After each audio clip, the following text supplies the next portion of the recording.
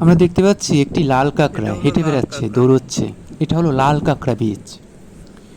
জায়গাটি মন্দারমণি থেকে 10 কিলো দূরে, এটা দীঘাতে। এবং এখানে বিশেষত্ব হলো ঝাঁকে ঝাঁকে অজস্র লাল কাঁকড়া, তারা ঘুরে বেড়ায় যেন প্রকৃতির এক অপরূপ নিদর্শন, প্রকৃতির ভালোবাসা। একটু মনে হবে দূর থেকে পিঁপড়ে, আসলে পিঁপড়ে না। আমরা যখন কাছে যাই, পায়ের শব্দ পাওয়া মাত্র তারা ভোর দৌড়। এবং আমরা দেখতে পাচ্ছি এই যে জলের মধ্যেও কিন্তু তারা ওই যে যাচ্ছে, মানে বিচের জলটা, জোয়ারের জলটা আসে এবং কাঁকড়াগুলো আবার একটু দৌড়ে দৌড়ে পাড়ের দিকে চলে আসে। অতঃপর যখন জলগুলো গায়ে লাগে, ওরা এভাবে জলের মধ্যে গা ভিজিয়ে নেয়। খুব সুন্দর, তাই না? আসলে সৃষ্টিকর্তার আশীর্বাদ এবং নিদর্শন তা চোখে না দেখলে বোঝা যাবে না। ওই দূরে সমুদ্র, মনে হচ্ছে একদম আকাশে লেগে আছে। আসলে পৃথিবী যে গোল, তা আমরা যখন সমুদ্রের কাছে যাই তা আরও দৃশ্যমান হয়ে যায়। আমাদের পৃথিবীর 4/3 হলো জল, এবং তার মধ্যে সমুদ্রপৃষ্ঠের জলই সবচেয়ে বেশি, নোনা পানিটা।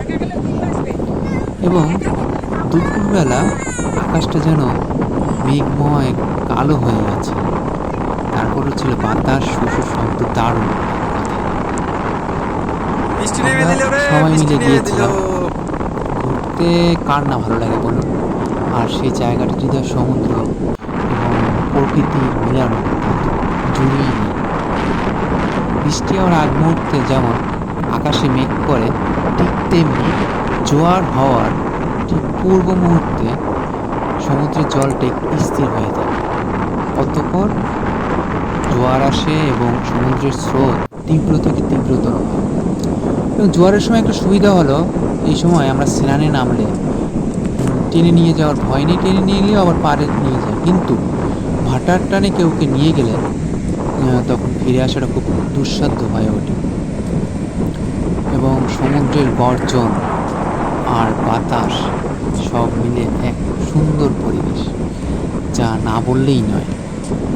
তবে সমুদ্রে নামার পূর্বে আমাদের অবশ্যই খেয়াল রাখা উচিত, বিশেষ করে সাঁতার না জানলে বেশি জলের মধ্যে যাওয়া যাবেই না, কারণ আচমকা টেনে নিয়ে গেলে ফিরে আসাটা খুব কষ্টসাধ্য হয়ে যাবে। এবং সমুদ্রের জলগুলো আপচা আপচে এসে পায়া ভিজিয়ে দেয় এবং আবার চলে যায়। সত্যি দারুণ, দারুণ, দারুণ।